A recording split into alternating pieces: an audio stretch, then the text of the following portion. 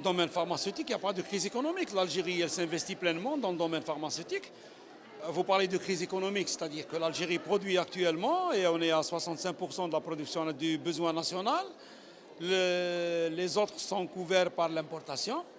Et je crois que l'Algérie, pas en Afrique et dans le monde arabe, arrive pleinement à dispenser les médicaments de façon correcte et à assurer et accompagner toute pathologie présente dans notre pays. Pendant la pandémie, il y a eu une tension d'approvisionnement comme dans tous les pays du monde, comme vous le savez.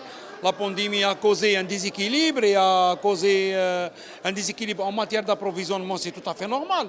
Même au niveau des pays les plus développés, ils ont subi un choc. Il y a eu l'onde de choc, elle a touché tous les pays, même les pays les plus développés. Et je tiens à vous signaler qu'il ne faut pas oublier que la matière première, les deux pays principaux producteurs de la matière première, c'est la Chine et l'Inde. Donc même à leur niveau, il y a eu une tension d'approvisionnement aussi. Donc parce qu'il y a eu, c'est ce qu'on appelle un rush de tous les pays du monde pour pouvoir s'approvisionner de la matière première, pour pouvoir produire. Des pays développés se sont entraidés en échange de production. L'Algérie, elle a pu s'en sortir avec les moyens de bord. Et puis à 65% de production nationale et 35% d'importation. Et c'est tout à fait normal, il y a une surconsommation, il y a une gamme de produits ciblés de prescription. C'est tout à fait normal qu'on subit une tension d'approvisionnement. Le médicament générique, c'est un médicament similaire. Il n'y a pas de tous les pays, tous les pays basculent vers le générique. Les avantages d'un médicament générique, c'est l'autosuffisance au niveau d'un pays qui produit lui-même le médicament générique.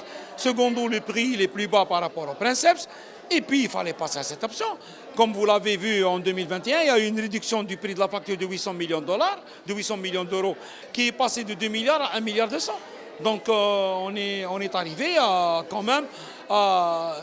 et ça a été fait pas au détriment du malade. Au contraire, on était obligé d'abaisser la facture parce qu'il s'est avéré que beaucoup de produits se sont vus importés et pas trop utilisés aussi. Donc le ministère de l'Industrie pharmaceutique a pris les devants et il a établi ce qu'on appelle la liste des médicaments essentiels, vraiment essentiels. C'est ce qu'on appelle dans les pays européens liste des médicaments d'intérêt thérapeutique et la production nationale a complété tout ce qui s'ensuit. L'automédication, c'est un danger de santé publique. On ne peut pas se permettre d'aller chez un pharmacien et se procurer n'importe quel médicament ou n'importe quel antibiotique, surtout l'antibiotique. Parce que vous savez, il y a un phénomène qui est en train de se propager dans la société qui est l'antibiorésistance. Et les gens sont en train de consommer à tort et à travers les antibiotiques. Moi, je peux bien comprendre que la panique a régné pendant la Covid-19, mais cela ne justifierait pas une automédication anarchique. Il faudrait que le patient sache que la prescription médicale, elle est primordiale pour lui pour qu'il puisse se traiter. Et il faudrait que le pharmacien sache aussi, certains produits ils sont autorisés à être conseillés, mais d'autres non.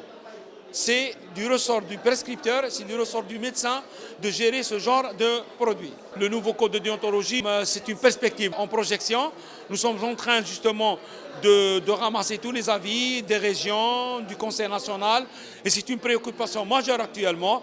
Nous voudrons y aller à une refonte renforcée du code de déontologie, comme vous l'avez entendu dans mon allocution.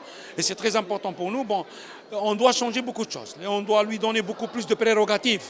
Actuellement, nous sommes un organe de consultation, selon l'article 171 du décret 92-276. Mais nous, en tant que représentants du Conseil national de l'ordre, notre plus grand souhait, c'est que nous nous engageons à être partenaires directs et complets avec tous les pouvoirs publics, avec tous les ministères qui régissent et qui gèrent la profession. Ces prérogatives, nous aimerions bien avoir partagé le pouvoir décisionnel avec les pouvoirs publics et non proposé.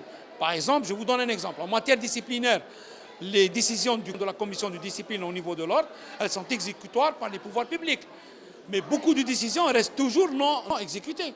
Nous prenons parfois des décisions à l'encontre de confrères dans le cadre de la fraude ou dans le cadre de l'exercice illégal ou dans le cadre de la faute professionnelle. Mais nous avons constaté dans plusieurs wilayats que les décisions du Conseil de l'ordre ne sont pas suivies par l'administration.